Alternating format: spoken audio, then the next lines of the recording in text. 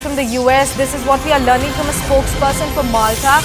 We are learning that Iran has launched several drone attacks on Israel, US President Joe Biden has already met the national security team for an update on Iran's attack against Israel and the commitment to Israel's security of US against the threats from Iran and its proxy is ironclad. This is the word from Joe Biden. The UN Security Council is also going to hold an emergency meeting on this particular attack on Sunday, which is today itself, over Iran's missile and drone attack on Israel.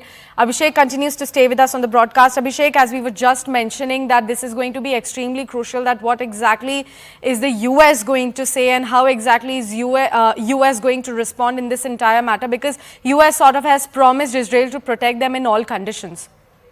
Well, we know that there can be multiple ways how can US respond to this conflict, that the attack coming from Iran side. The first could be whether US will only be trying to help Iran in tracking and defending its territory, or it will also go ahead and share the intelligence inputs and will also, with Israeli side, it will go ahead and attack on Iranian soil as well. So the kind of retaliation that will happen from USA is still not clear. We know that U.S. Secretary of Defense Austin is in regular contact with Israel's Israeli counterpart. They have had a call a couple of hours ago as well.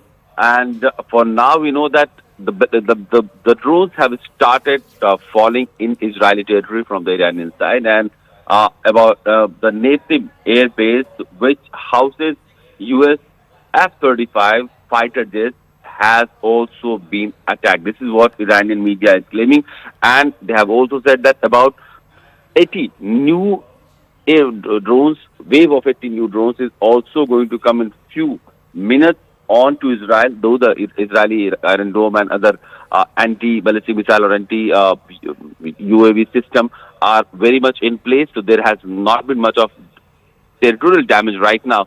But we do know that the waves of these attacks will continue to happen, and how much of Israel will try to, contain itself from retaliation, and how much it will focus on just defending the incoming attack, that remains to be seen. Because if the escalation goes up, that means the Iranian territory will also be attacked by the Israeli side, and probably that will be much scary situation when one can declare a full-scale war between the two sides.